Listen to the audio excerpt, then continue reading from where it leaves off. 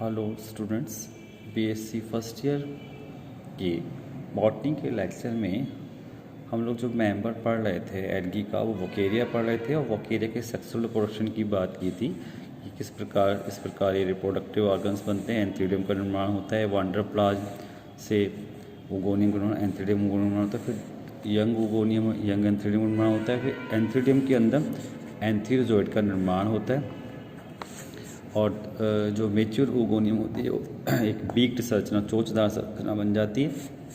दोनों ही मेच्योर के पर एक दूसरे को कांटेक्ट करने लगते हैं। फर्टिलाइजेशन के समय इतना हमने बताया था कि रिप्रोडक्टिव ऑर्गन्स का डेवलपमेंट कैसा होता है। फर्टिलाइजेशन के समय किस प्रकार के डेवलपमेंट्स आते हैं। फर्टिलाइजेशन समय होता है क्या है कि जो ये बीक्ड ओगोनियम है और जो एंथ्रीडियम है, इन दोनों में जो पोर बनता है, इन दोनों में जो छिद्र होता है वो लगभग एक ही टाइम पर होता है, सेम टाइमिंग में होता है। और जब पोर होने के बाद जो एंथ्रियोजॉइड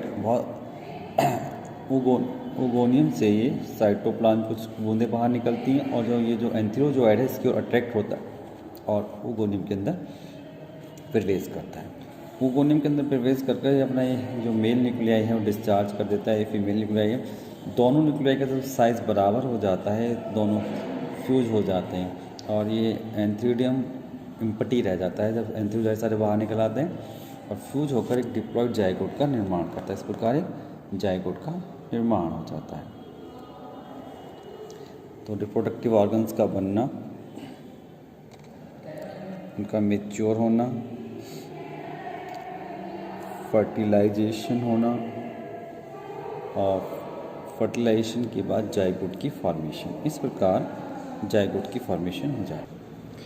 तो इस प्रकार जब एंथ्रीडियम और ओगोनियम के मेच्योर होने के बाद फर्टिलाइजेशन का प्रोसेस होता है, तो फर्टिलाइजेशन में क्या होता है, ओगोनियम के बीक के पास स्थित पोर द्वारा जिलेटिनस बूंदें स्रावित होती, सिक्रेट होती।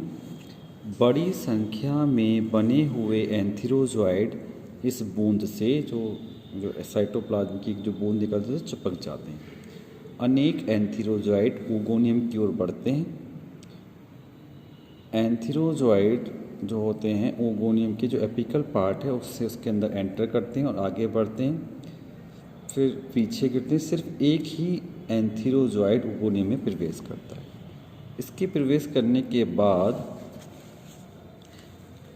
पोर पर एक मेम्ब्रेन विकसित हो जाती है जिससे अन्य एंथीरोजॉइड का प्रवेश रुक जाता है।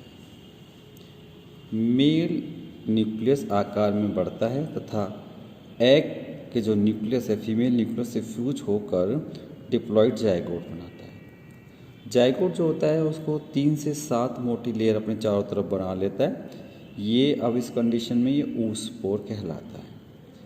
क्रोमेटोफोर डिजनरेट हो जाते हैं तथा सेल के केंद्र में स्थित हो जाते हैं। तो इस प्रकार फर्टिलाइजेशन से जाइगोट यानी कि oospore का निर्माण होता है। अब ये oospore जर्मिनेट करके नए थैलस का निर्माण करेगा। Germination of oospore। oospore germination से पहले डॉर्मेंट स्टेज में चला जाता है तथा अनुकूल परिस्थितियों में जब कंडीशन फेवरेबल होती है तो ओगोनियम की वॉल गल जाती है तथा oospore मुक्त हो जाता है।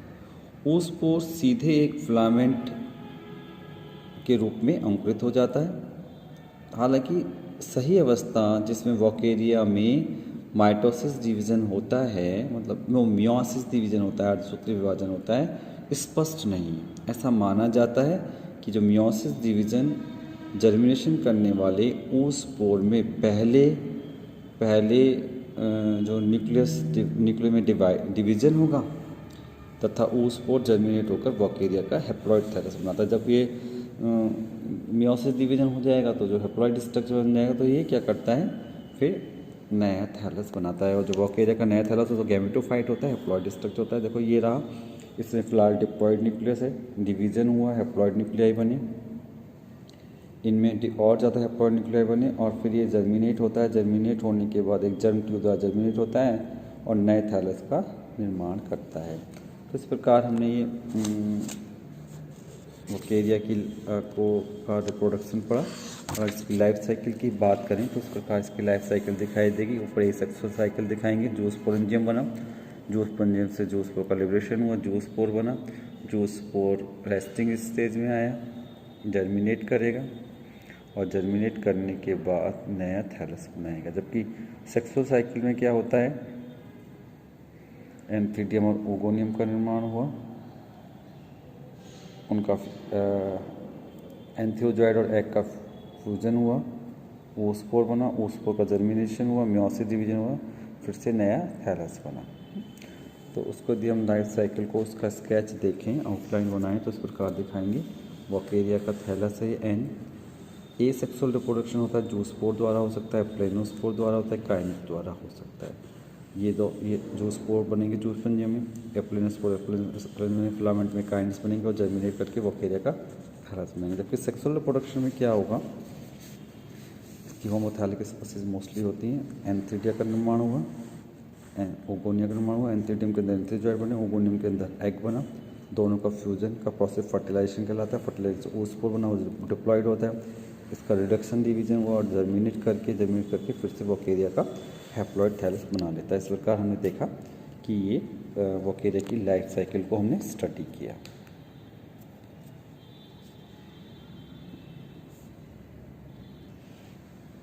नेक्स्ट एल्गी हम पढ़ेंगे क्लोरोफाइसी की लास्ट और एडवांस एल्गी है कारा। कारा बोलते हैं। सिस्टमेटिक पोजीशन, क्लोरोफाइसी एल्गी है, क्लोरोफाइसी का मेंबर है, ऑर्डर्स का कारेलीज है, फैमिली कारेसी है और जो जीनस हम पढ़ेंगे वो कारा है। कारा को कॉमनली स्टोन वर्ड कहते हैं। बहुत सारे कारेलीज ऑर्डर की हम बात यदि करें, कारेलीज ऑर्डर की,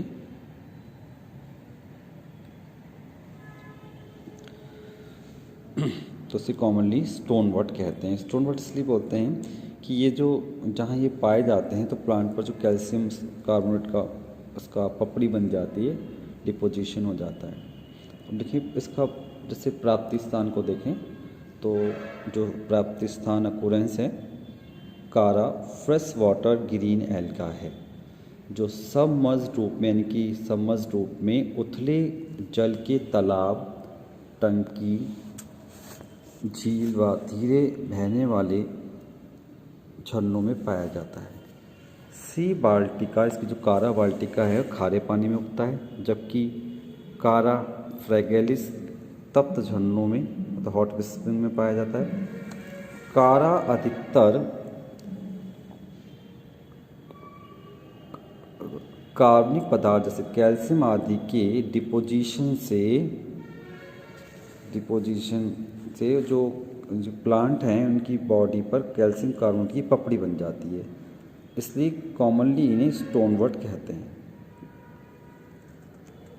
इसमें एक पर्टिकुलर मतलब इसकी एक पर्टिकुलर स्मेल भी होती है क्योंकि इसमें सल्फर यौगिक पाए जाते हैं।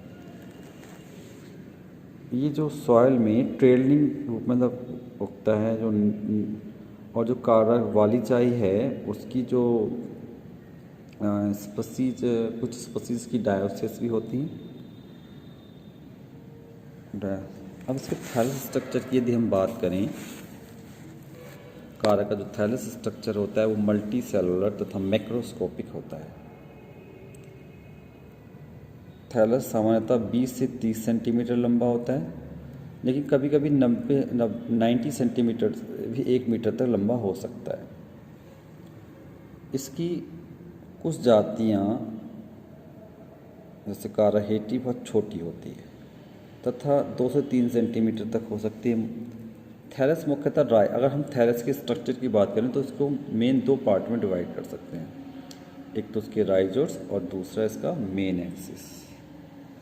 राइजोट्स कैसे स्ट्रक्चर हैं, यदि राइजोट्स को देखें पहले, अगर हम हेडिंग के अंतर्गत राइजोट्स पढ़ें तो राइजोट्स सफ़ेद धागे जैसे मल्टी सेलुलर यूनिसेरिएट मतलब एक पंक्ति में तथा ब्रांच संरचना है। राइजोट्स राइजोडल प्लेट से बाहर निकलते हैं। इनमें जो ओब्लिक सेप्टम पाए जाते हैं जो मेन एक्सिस के आधार अथवा लोअर नोट के पेरिफेरल सेल से बनते हैं। राइजोइड की पहचान ओब्लिक सेप्टा की प्रेजेंस से होती है। राइजोइड्स के एपेक्स पर सूक्ष्म छोटे छोटे कण होते हैं जिन्हें स्टोलिथ कहते हैं। देखते हैं तो स्टोलिथ का कार्य करते हैं। राइजोइड एपिकल ग्रोथ दर्शाते हैं। राइजोइड प्लांट के आधार अथवा मिट्टी या बालू से जुड़ने में तथा खनिज लवणों के अवशोषण में बल्बिल्स तथा सेकेंडरी प्रोटोनीमा को बनाकर वेजिटेटिव रिप्रोडक्शन में सहायक होते हैं। इनका काम होता है कि वाटर को प्लांट को मिट्टी में एस्टेब्लिश रखना और वाटर मिनरल्स को एब्जॉर्ब करना, और इसके साथ ही साथ इसके जो राइजोइड्स का काम है वो ये है कि ये सेकेंडरी प्रोटोनीमा भी बनाते हैं और बल्बिल्स भी बनाते हैं। और जो सेकेंडरी प्रोटोनीमा और बल्बिल्स हैं दोनों ही वेजिटेटिव रिप्रोडक्शन में सहायक होते हैं। यानी कि जो राइजोइड्स होते हैं इस प्रकार वेजिटेटिव रिप्रोडक्शन में भी हेल्प करते हैं। देखते हैं मेन एक्सिस। तो जो मेन एक्सिस है सीधा होता है, यानी कि इरेक्ट होता है, ब्रांच होता है, और सबसे बड़ी बात जो होती है वो नोड इंटरनोड में डिवाइड होता है। नोड जो होती है वो जो इंटरनोड वाला जो पोर्शन होता है वो लंबा होता है तथा जो नोड वाला पोर्शन होता है वो जो दो नोड के बीच की दूरी इंटरनोड कहलाती है, और इंटरनोड लंबी होती है, और नोड जो होती है वो जो गांठ के फॉर्म में होती है। जो मतलब जो नोड होती है उसमें एक सेंट्रल सेल होती है और 6 से 20 तक पेरीसेंट्रल सेल उसमें होती हैं। सेंट्रल सेल पेरीसेंट्रल सेल एक नोड की सेल से निकलते हैं, मतलब एक नोड की जो आरंभक सेल होती है उससे निकलते हैं। नोड पर निम्नलिखित 4 प्रकार के अपेंडेजेस पाए जाते हैं। इसकी सबसे बड़ी बात जो है हम पढ़ेंगे इसमें नोड में पाए जाने वाले अपेंडेजेस।